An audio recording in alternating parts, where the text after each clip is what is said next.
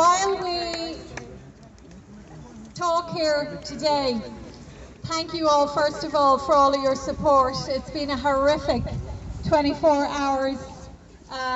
We haven't really slept at all in light of what happened yesterday, but I want you to know, those of you who don't yet know, that on the streets of Berlin and London and other European capitals today, they have come out in their hundreds of thousands. Millions!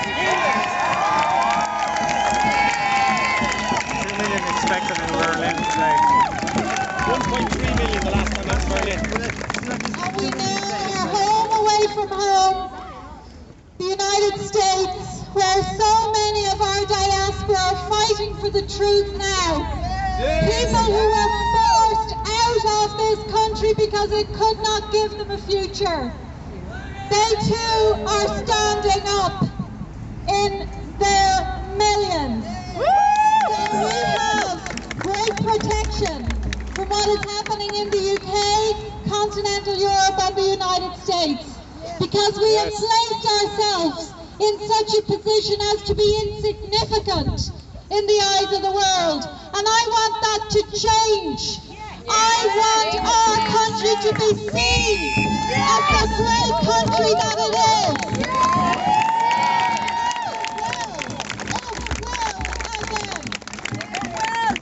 And there is one way of ending this now. If we could end it tomorrow. All we need on this road is 50,000, 100,000, and it's over. How difficult could that be? Forget about your property job. No excuses. Yesterday, I found myself in a prison cell for the first time in my life. Just 51 years ago, around this time, I was christened down in that church there. And it's a place that's very important to me because my parents were married there. I made my first Holy Communion there, my confirmation, and my father was buried from there. So Donnybrook is very close to my heart. I was educated in Donnybrook too.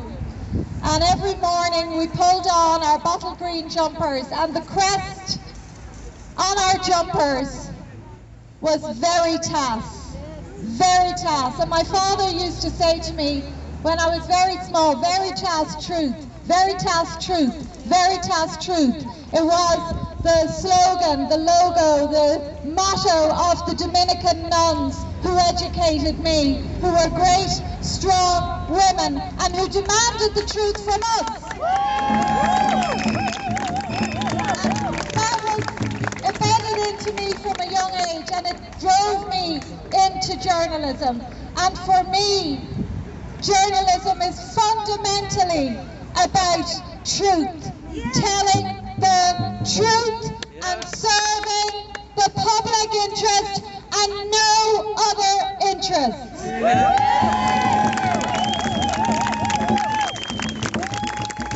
We should be the watchdogs, not the lapdogs of government, which is what they have become.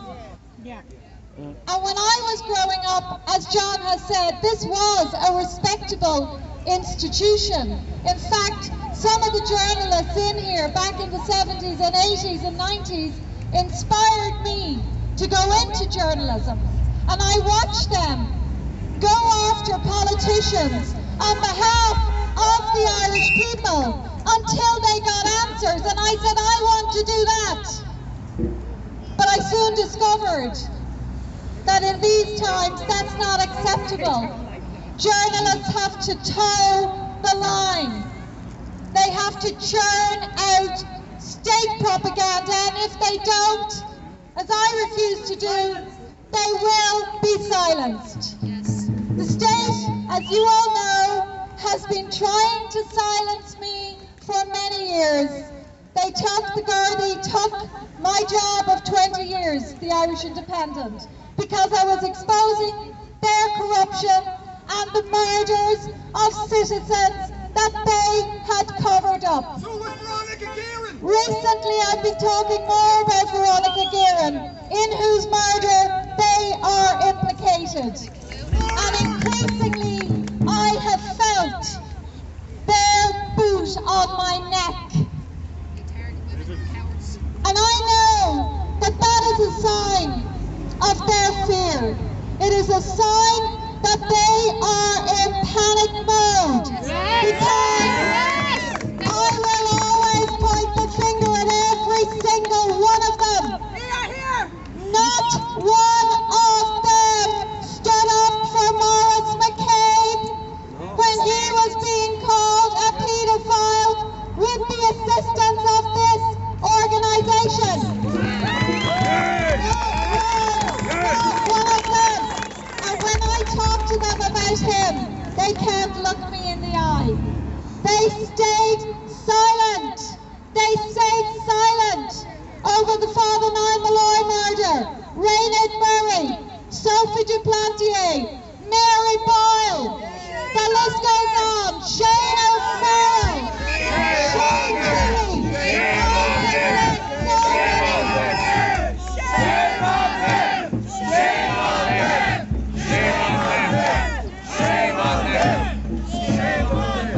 I could list so many citizens whose murders have been covered up by these people.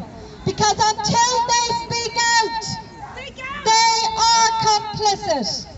And I'm not only talking about murders, but the most grotesque child sexual abuse that they have covered up. And because I am one of only maybe 2 or 3 journalists saying that they are responsible for the protection of VIP paedophiles, it is easier for them to come after me. Yesterday I was physically assaulted by 3 of them. 3 monsters. 3 Scum. barbarians. And what was my crime? Trying to waken up our people to this scandemic. That was my crime. We have stood here so many times with better things to do to get our banners up here, because we know many people who travel on this road and all the roads of the country every day are not aware of what is actually going on. That's why we do it. It's a form of journalism. Let's tell them the truth. This is the truth we put up here. How else can we reach them?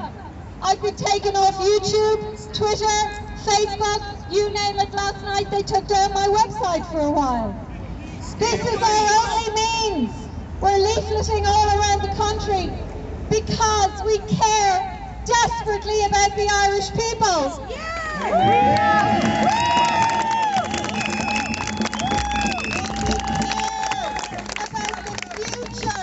Generations who are being so traumatized now.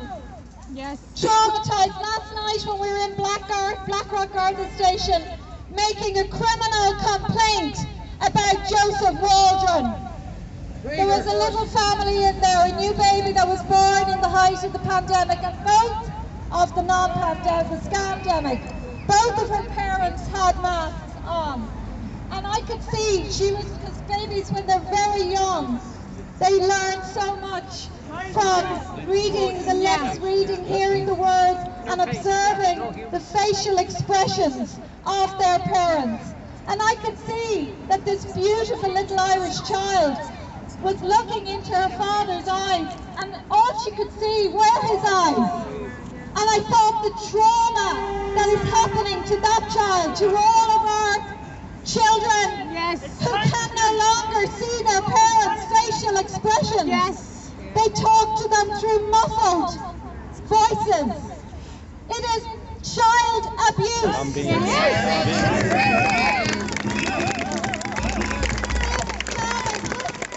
generation is being so damaged. These beautiful, innocent children are being so damaged, and we stand here today for them. Yes. We must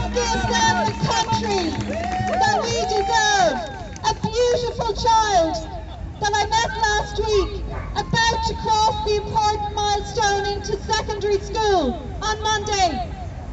She won't be going. Why? Because her parents will not allow her to wear a mask.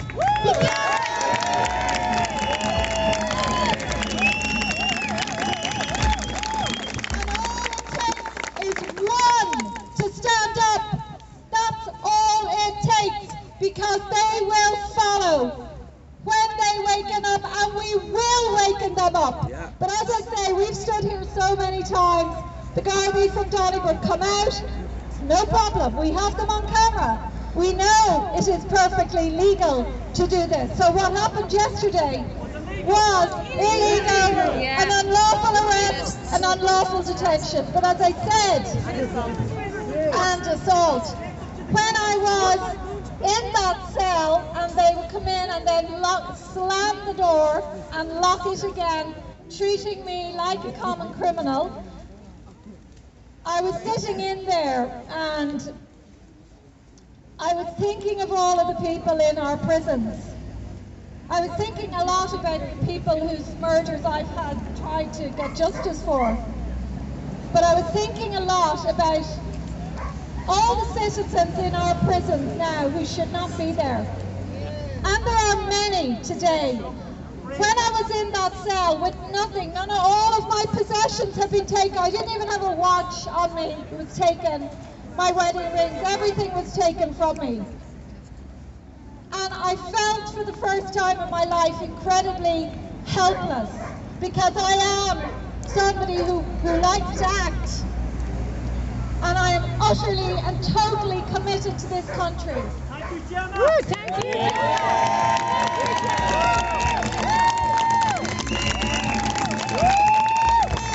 What good am I in this cell to anyone? I am no use to anyone in here.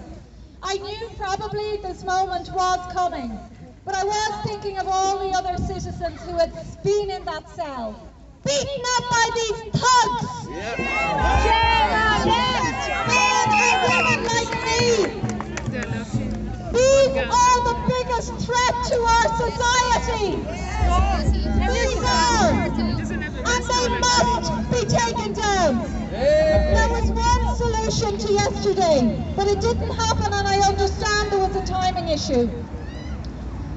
The next time any one of our citizens is arrested, be it Andy, Dolores, Niall, myself, John, or any of you, I am asking you here today to get to the place where they are being held.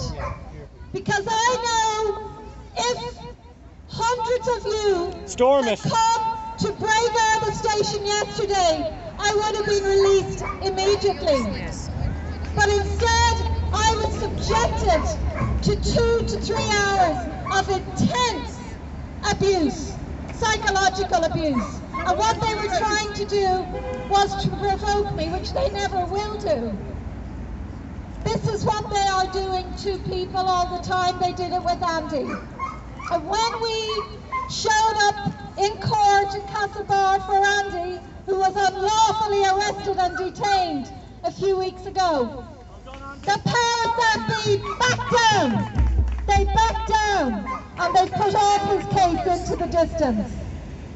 That's part of the plan. Why? Because they're embarrassed, they're worried, they're in panic mode, and if they see hundreds of you outside a Garda station and staying there until the person is released, then they will back down, because they will face this. I don't know, yesterday, I don't know, did this guy, was he on such a power trip? I don't know. But did he know it was me? Did he not? But he lost control. He was on an unbelievable power trip. I did think that when I got back there, there was nobody around. I was brought into the back, handcuffed, handcuffed. I'd been handcuffed for about an hour. I told them that I had a frozen shoulder and I couldn't move my arm backwards. And they persisted. This is torture. This was an act of torture on me that was carried out. If they do this to me, can you imagine what they are doing to vulnerable citizens in very deprived communities that don't live on the leafy avenues of Dublin 4, but who live in the parts of our city and country that have been destroyed as a result of state dependency, socialism, communism, getting people into a position where they are utterly reliant on the state and they cannot make a go of things for themselves. They're the people that I am most worried about because their children are being taken from them, as Dee knows. These single mothers are so vulnerable. Tusla go in and take the children. They are creating generations of Irish people who will be destroyed.